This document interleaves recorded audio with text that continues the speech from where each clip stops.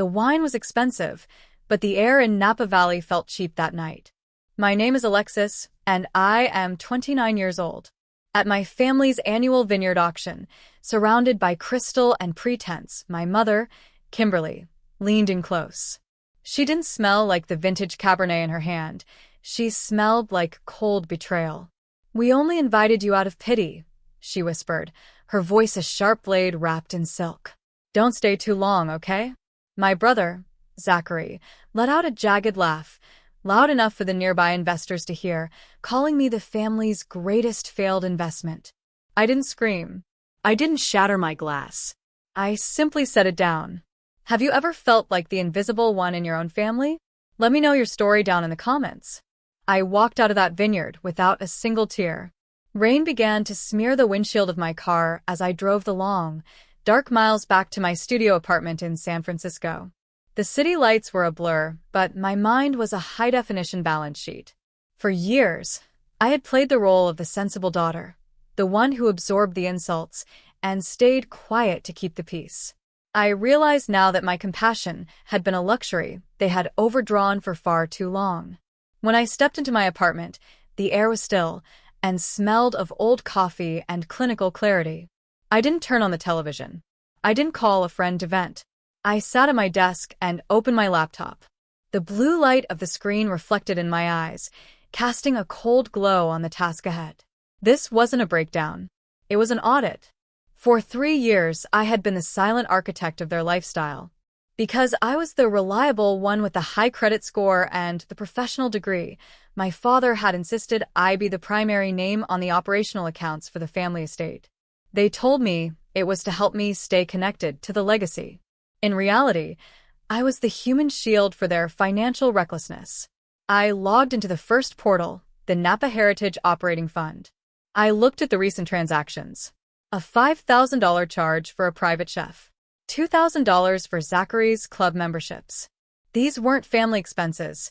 They were the spoils of a war I had been losing while standing still. My heart didn't race. My breathing was measured. I navigated to the account management tab, and my finger hovered over the trackpad. I thought of Kimberly's smirk and the way the guests had looked at me when Zachary called me a failure. They wanted me to be a failsafe, but they forgot that a failsafe can also be a detonator. Click. The first request to close the primary vineyard credit line was submitted. Next, I moved to the automated utility payments. The water rights for the East Acre, the climate control systems for the reserve cellar, the payroll for the seasonal tasting room staff. All of them were tied to my personal banking profile. One by one, I clicked deactivate. I was shutting down the life support of their social status. By Monday morning, their platinum cards would be pieces of useless plastic. Their checks would bounce like stones off a frozen lake. I saw a pending transaction for a $25,000 custom wine press Zachary had ordered on my credit line. I clicked dispute transaction. Reason: unauthorized use. I closed the laptop. The silence in my studio felt different now. It didn't feel lonely. It felt like power. I had been the silent investor in their version of family, but tonight I was filing for a complete liquidation of assets. They had mistaken my silence for weakness, but in the morning, they would realize it was just the quiet before the reckoning. I sat there for a long time after closing the lid of my laptop, the only sound in the room being the faint, metallic hum of the cooling fan and the rhythmic drumming of rain against the glass. My studio felt like a sanctuary, but as I looked at the rolls of architectural paper stacked in the corner, it felt more like a memorial to a decade of wasted loyalty. For 10 years, I had been the silent architect of their dream, pouring my soul into blueprints that would eventually bear every name but my own. I walked over to the stack and pulled out a worn roll. The designs for the new visitor center and the precision-engineered irrigation system for the North Slope. I remember the nights I spent hunched over this desk, surviving on cold coffee and the desperate hope that this project would finally be the one to earn me a seat at the table. When the project was finalized, my father, Timothy, had the title block on the blueprints changed. He replaced my name with Napa Heritage Group, telling me it was cleaner for the brand. I had stayed quiet, accepting the erasure because I didn't know any other way to exist. My mind drifted back to 4 years ago, to the night Zachary called me, his voice trembling with a fear he usually reserved for his creditors. He had gotten himself into a $45,000 hole through a fraudulent investment scheme and was terrified Timothy would find out. I gave him every penny of my savings to clear that debt. I didn't do it out of love. I did it because I was caught in what I now realize was a house of mirrors. This is the invisible chain of the survivor. When you are raised as the failed investment in a family that values prestige above all else, you begin to build a prison without bars around yourself.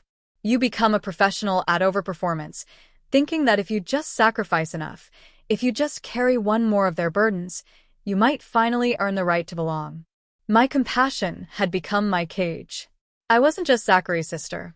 I was his insurance policy, and Kimberly and Timothy were the beneficiaries of a life I was too afraid to live for myself. I looked at my hands, still slightly cramped from years of drafting their legacy. For 29 years, I had been the sensible one, the one who stayed behind to fix the mess while they celebrated under the chandeliers. I realized now that they didn't keep me around because they loved me. They kept me around because I was useful. I was the financial safety net they had quietly wrapped around their perfect, fraudulent lives. I took a deep breath, the scent of old paper and San Francisco rain filling my lungs. The failed investment had just filed for bankruptcy on their version of family. I wasn't just taking my name back. I was tearing down the walls of the prison I had helped them build. The silence in my apartment was shattered at exactly 8 o'clock on Monday morning. My phone didn't just buzz.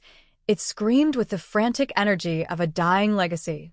Kimberly's voice in the first voicemail was an octave I hadn't heard in years, the high-pitched, hysterical register of a woman whose social mask had just cracked wide open.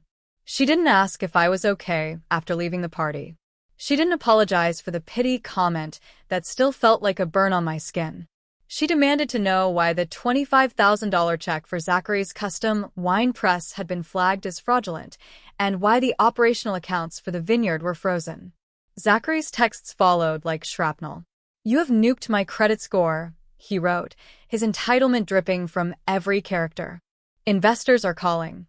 My reputation is on the line. Fix this right now, or I will bury your architectural career before the week is over." I stared at the screen, and for the first time, I looked at them with the cold eyes of an outsider. I realized then that I was witnessing the trap of normalized cruelty. In a family dynamic like ours, toxicity isn't just a behavior, it is a belief system. They didn't feel guilty because they had successfully dehumanized me decades ago. To Kimberly and Zachary, I was never a person with needs or feelings. I was a utility, a financial safety net that was supposed to exist solely for their convenience. When a utility stops working, the owner doesn't feel remorse. They feel inconvenience and rage. They were so consumed by the roles they had assigned me that they truly believed my rebellion was the act of a villain, not a victim finally standing up. They were so busy being the leads in their own manufactured drama that they never realized they were living in a reality I had been subsidizing with my own blood and sweat. I didn't answer a single call. I watched as Kimberly posted a cryptic quote on social media about the pain of ungrateful children and betrayal from those you raised. She was already attempting to win the court of public opinion, desperate to preserve the image of the perfect Napa family. She had no idea that I wasn't playing her game anymore. While she was focused on likes and comments, I was looking at a set of files that were about to change the legal landscape of our family forever. My compassion had been a luxury they had overdrawn for the last time. Now I was closing the bank of Alexis, and the interest on their cruelty was finally coming due. The lobby of Brianna's law firm in downtown San Francisco didn't have the sweeping views or the prestige of my father's vineyard office, but it had something much more valuable: the smell of old leather and the kind of truth you cannot argue with. I sat in a chair that cost less than one bottle of our private reserve, feeling a sense of surgical precision. I wasn't there to complain about my hurt feelings. I was there to audit my life. Brianna didn't look like a savior when she walked in. She looked like a lead auditor. She had been my closest friend since our university days, and she knew the architecture of my family's lies better than anyone. I placed the worn folder I had retrieved from the back of my closet onto her mahogany desk. Inside were the documents my father, Timothy, had told me were just for tax reasons, the ones I had signed at 18 years old without a second thought because I believed family meant a shared future.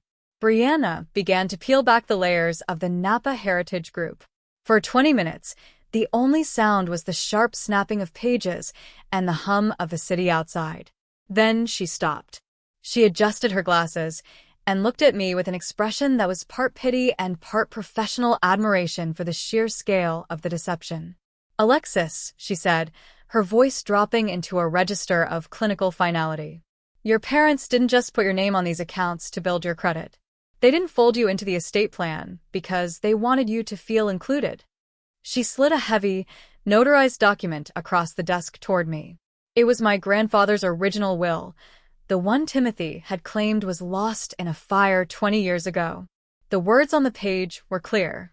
The main estate in Napa Valley, the house, the primary vineyard, and the production facility had been left solely to me.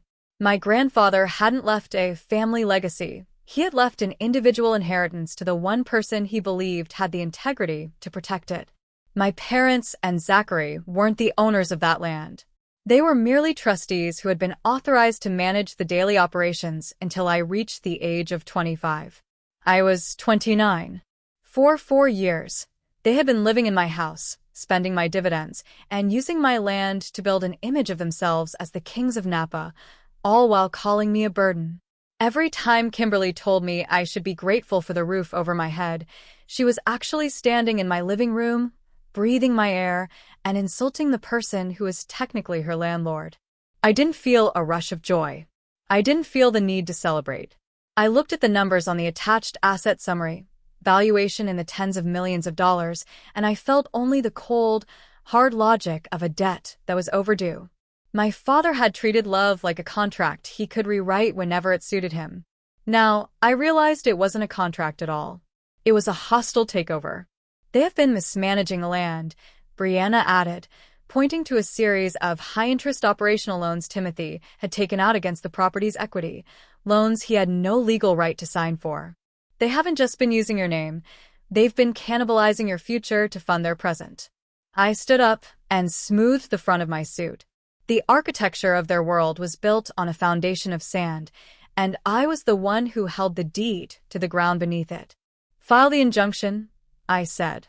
"I want a full freeze on every asset associated with the Napa Valley estate. No more wine auctions. No more private chefs. I'm taking my name back, and I'm taking the land with it." Brianna didn't stop at the land deeds.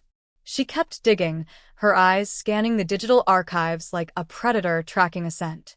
The air in her office felt heavy, but I remained perfectly still, watching the cursor move across the screen. This was no longer an investigation into ungratefulness.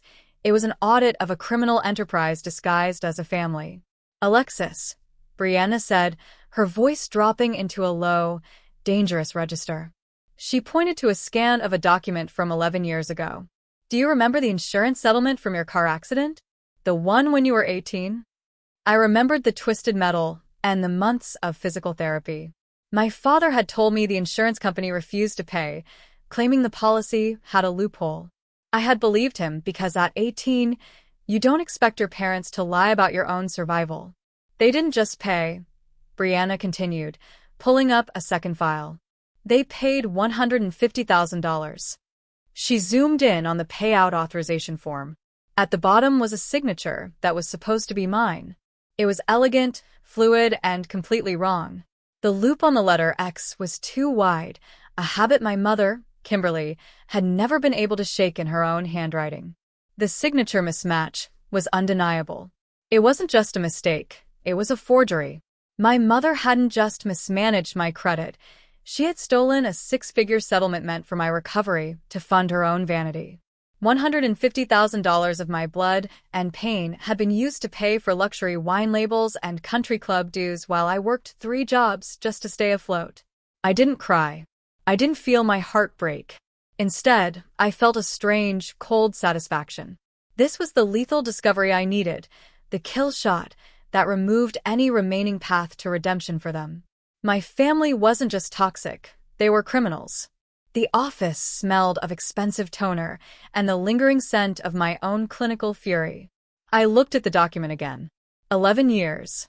They had looked me in the eye for over 4,000 days, knowing they had stolen my security while calling me a failure. It is clinical, I told Brianna. Look at the date. The payout was authorized the day after I was discharged from the hospital. She didn't even wait for the stitches to come out. Brianna, I said, standing up with a clarity that felt like ice. Prepare the criminal complaint. We aren't just taking the vineyard. We are taking their freedom. The architecture of their world was about to be dismantled, piece by piece, by the very person they thought was too weak to read the fine print. The San Francisco fog pressed against the windows of Brianna's office, a gray wall that mirrored the clinical coldness inside the room. Kimberly and Timothy sat on the edge of their leather chairs, their faces pale and their arrogance stripped away like dead leaves in autumn. Kimberly's manicured hands were trembling so violently she had to clench them into fists on her lap. Timothy, the man who had spent 30 years commanding respect in Napa Valley, could not even meet my eyes. He looked at the floor, his shoulders slumped, his tailored suit suddenly fitting him like a costume that was 2 sizes too large. Desperation has a specific smell, and it was filling the office, stronger than the scent of old books and expensive ink. Kimberly spoke first, her voice a fragile whisper that lacked its usual bite. "Alexis, please," she said, and I watched a single tear track through her expensive foundation. "We are a family. This legal freeze is destroying everything we have built. The bank has stopped all operational credit. The payroll for the vineyard is due in 48 hours. You are making a mistake that will follow us for generations. We can talk about this at home, as a mother and daughter." I did not answer right away. I let the silence stretch until the only sound was the ticking of the clock on the wall, each second an audit of their failures. I looked at Kimberly, the woman who had whispered that I was invited out of pity, and Timothy, the man who had erased my name from my own blueprints. They were no longer the rulers of Napa Valley. They were just 2 people realizing that the foundation of their world was made of stolen glass. "This was not a mistake, Kimberly," I said, my voice as flat and unemotional as a balance sheet. "It was an overdue reconciliation of accounts." I pushed the blue folder across the mahogany table toward them.